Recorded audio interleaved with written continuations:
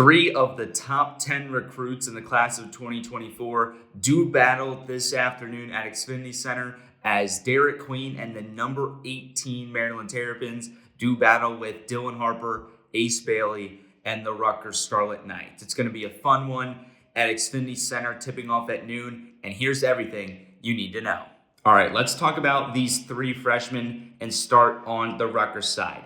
Dylan Harper missed a couple games the last couple weeks due to injury, but came back in the Scarlet Knights win over Illinois and had himself a day. 28 points. He's had himself a couple 30-plus point games this year, but I'm pretty sure he'll settle for 28. And Ace Bailey, he's been so good for Rutgers this year. Both Bailey and Harper, potential top 5 picks in this summer's NBA draft. But for Ace Bailey, the top freshman scorer in the country, and he's top 20 nationally as well. And then on the flip side for Maryland, Derik Queen, back-to-back double figures performances. He's the top freshman center scorer in the country, and he's been huge for Maryland down the stretch.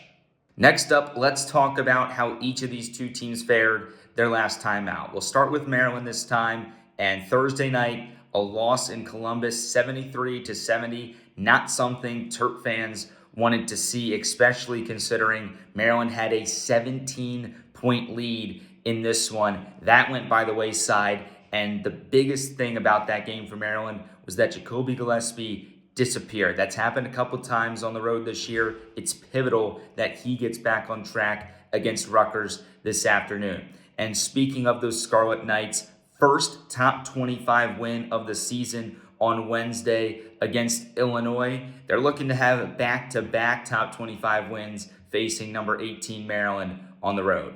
And the last thing to look at ahead of this one is the Big Ten standings. It's never too early to take a look at those.